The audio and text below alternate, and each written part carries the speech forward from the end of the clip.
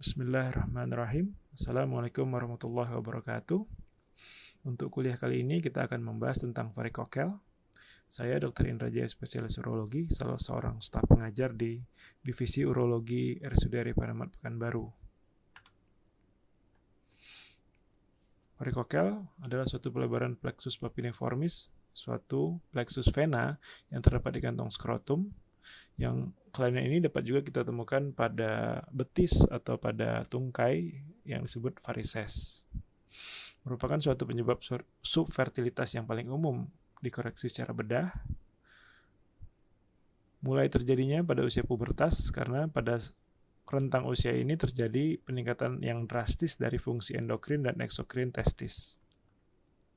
Secara epidemiologi, varikokel dapat kita temukan pada 15% populasi laki-laki, di mana 40% dari laki-laki yang infertil itu kita temukan ada varikokel, sementara pada pasien yang fertil itu hanya ditemukan 15% varikokel.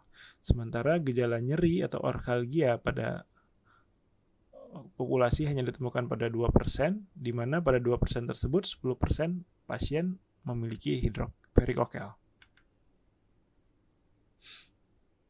Varikokel paling sering terjadi pada sisi sebelah kiri. Ada beberapa hal yang dapat mendukung tersebut. Yang pertama, faktor anatomi, di mana vena spermatica interna sebelah kiri itu lebih panjang dibandingkan yang sebelah kanan. Kemudian tekanannya akan lebih tinggi dibandingkan yang sebelah kanan, karena vena spermatica interna sebelah kiri bermuara ke vena renalis secara tegak lurus, sementara vena yang sebelah kanan itu bermuara ke vena cava inferior secara oblik. Kemudian ditemukan inkompetensi katup yang lebih tinggi persentasenya pada sisi kiri dibandingkan yang sisi kanan. Kita temukan juga adanya fenomena nutcracker, yaitu vena renalis tertekan di antara aorta dan arteri mesenterica superior, sehingga ini memperkuat lagi faktor obstruksi daripada vena spermatica interna sebelah kiri.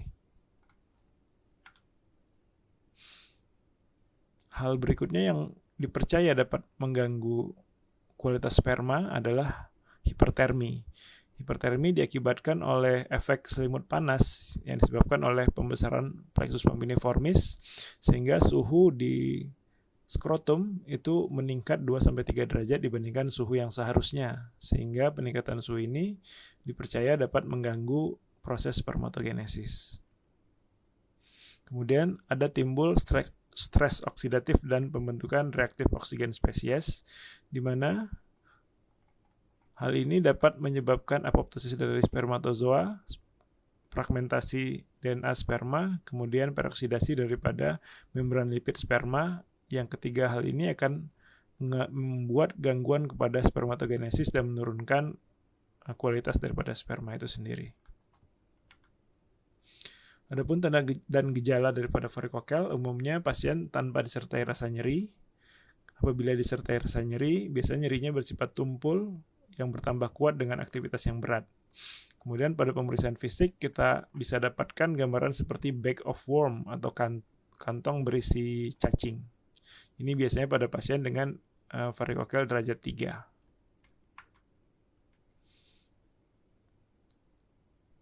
Varikokel juga berhubungan dengan atrofi testis.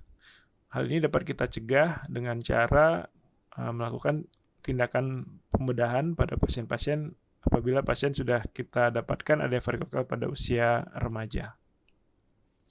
Pada pemeriksaan analisis sperma bisa kita dapatkan analisis sperma oligoastenoterato, yaitu jumlah spermanya sedikit, kemudian pergerakannya banyak yang tidak baik atau tidak laju, dan bentuknya banyak yang tidak normal. Pada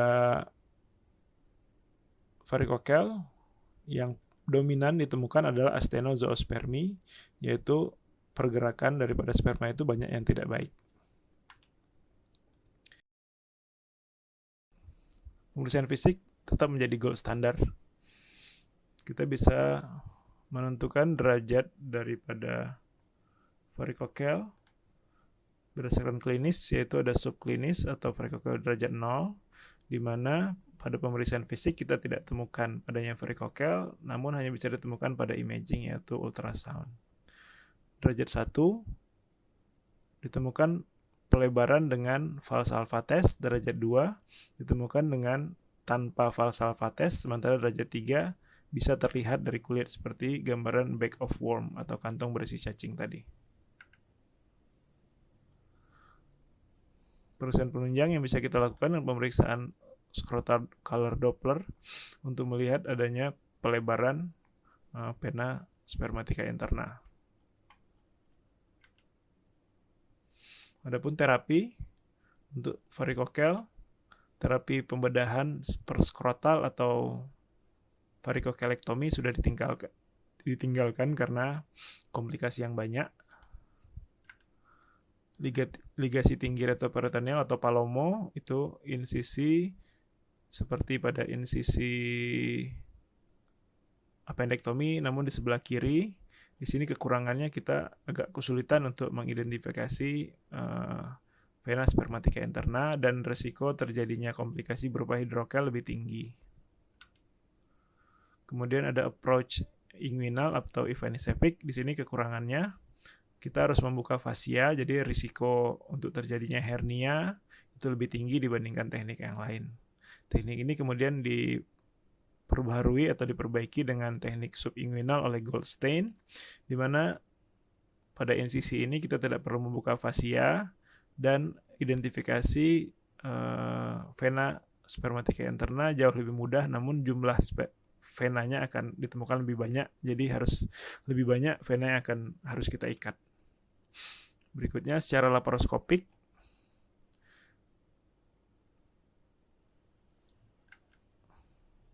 lalu ada pembedahan mikrosurgical. Ini yang paling banyak dipakai sekarang. Ini merupakan modifikasi daripada Marmar dan diperbaharui lagi, disempurnakan lagi oleh Goldstein. Insisi tetap di subinguinal, cuma dengan menggunakan mikroskop, jadi bisa dipisahkan nanti antara vena dengan struktur-struktur yang lain seperti bisa arteri, kemudian pembuluh darah, limfa. Ada juga beberapa radiologis intervensi itu melakukan terapi secara endovaskular dengan cara memasukkan koil. Ada juga yang melakukan embolisasi terhadap pembuluh darah vena.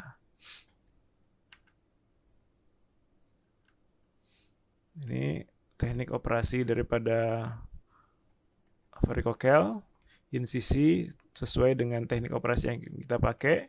Kemudian kita akan luxir spermatic cord, kemudian dibuka spermatic cord. Nah, di sini akan terlihat, di sini tampak pelebaran vena spermatica interna, dan ini adalah struktur yang harus kita preservasi, yaitu vas deferens. Ini gambaran yang sudah dilakukan ligasi, pembuluh darah yang melebar kita ligasi, dengan harapan nanti pembuluh darah yang tersisa ini akan diserap oleh tubuh dan tumbuhlah pembuluh darah vena yang baru yang ukuran lebih kecil. Dari systematic review ini bisa dibandingkan antara berbagai teknik operasi untuk varikokel, di mana kita lihat spontaneous pregnancy rate-nya yang paling tinggi itu pada yang microsurgical.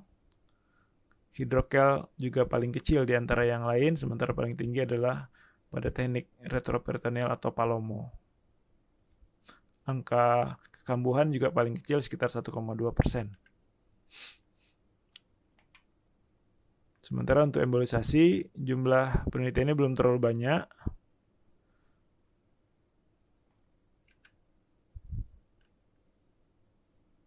Dan laparoskopi, angka keberhasilan tidak terlalu baik dengan angka komplikasi hidrokel relatif tinggi.